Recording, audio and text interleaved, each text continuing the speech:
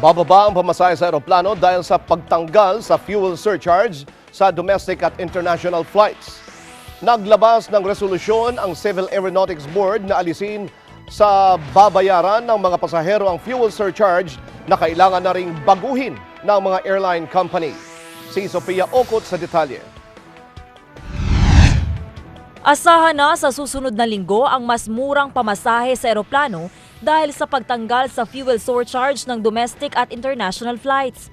Ito ay matapos maglabas ng resolusyon ng Civil Aeronautics Board o CAB na nag-aalis ng fuel surcharge o karagdagang bayarin sa krudo ng mga airline. Meron pong resolusyon ang ating Civil Aeronautics Board na nag-aalis ng fuel surcharge sa mga pasahe. At ito po ay ayon sa proseso ay na-publish po ito kahapon. So ito po ay magiging epektibo na simula sa araw na ito at magsisimula na pong mabawasan ang ating mga pamasahe sa pamamagitan ng pag-aalis ng surcharge. At ito po ay unti-unti na rin kasi babaguhin po ng mga airline ng kanilang mga sistema. So yung iba po humihingi ng palugit na ilang araw para mabago ang kanilang sistema.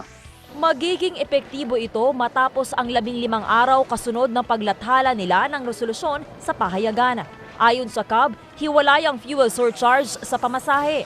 Sa Lunes, diringgin ng CAB ang hinihirit na palugit ng mga airline hinggil sa pagpapatupad ng nasabing resolusyon. Sa Lunes. Meron na pong pag-meeting ang board natin. Opo. At kung sakali pong pagbigyan ng ilang araw na isaayos yung kanilang mga sistema, pinakamatagal na po dyan mga siguro 5 araw mula sa Lunes.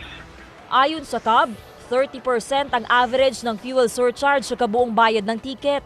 Nagkaroon lamang ng fuel surcharge dahil sa malikot na galaw ng presyo ng petrolyo sa pandaigdigang merkado. Nitong Hunyo 2014, bumaba ng mahigit 40% ang presyo ng langis, kaya nagdesisyon ang CAB na tanggalin na ang fuel surcharge. Sofia Ocot, Eagle News.